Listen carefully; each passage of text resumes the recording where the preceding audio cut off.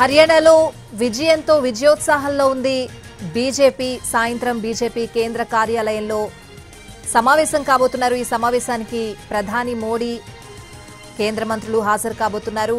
సాయంత్రం బీజేపీ జాతీయ కార్యాలయంలో కీలక సమావేశం ఉంది. హర్యానా సీఎంకి ఫోన్ చేసి అభినందించారు మోడీ.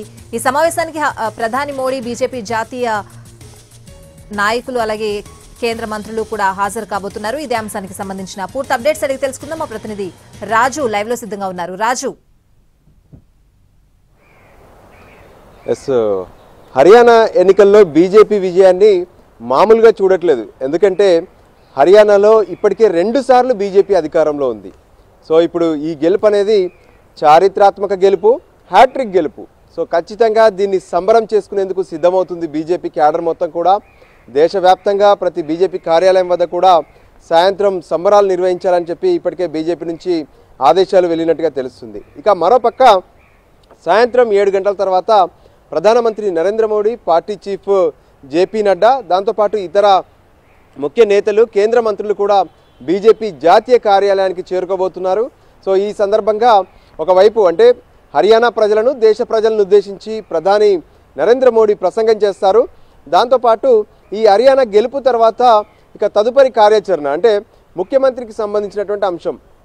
సో ఒకవైపు అంటే ఎన్నికల ముందే హర్యానాలో ముఖ్యమంత్రిని మార్చింది బీజేపీ. సో ఆ క్వాలిఫికేషన్స్ ప్రకారమే, ఆ సమీకరణల ప్రకారమే అక్కడ గెలుపు కూడా సాధ్యమైందని చెప్పి బీజేపీ చెప్తుంది. అయినప్పటికీ కూడా అతనే ఇప్పుడు ముఖ్యమంత్రిగా కొనసాగడానికి వీలుండదు. ఖచ్చితంగా బీజేపీలో ఉన్నటువంటి పార్లమెంటరీ బోర్డు నిర్ణయం తీసుకుంటుంది.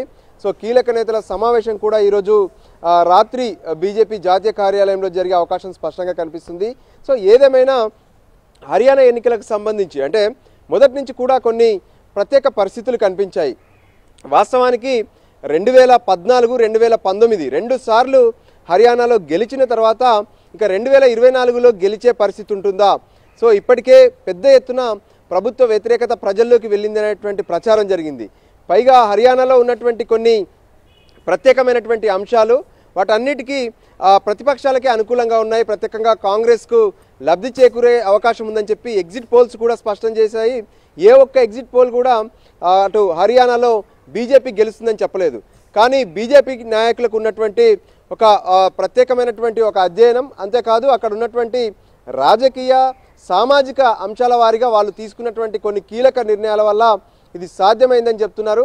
సో మొత్తానికి బీజేపీ ఈరోజు సాయంత్రం ఒకవైపు బీజేపీ జాతీయ కార్యాలయంలో కీలక సమావేశంతో పాటు హర్యానా ప్రజలను, దేశ ప్రజలను ఉద్దేశించి ప్రధానమంత్రి నరేంద్ర మోడీ కూడా ఈ హర్యానా విజయం పట్ల మాట్లాడే అవకాశం స్పష్టంగా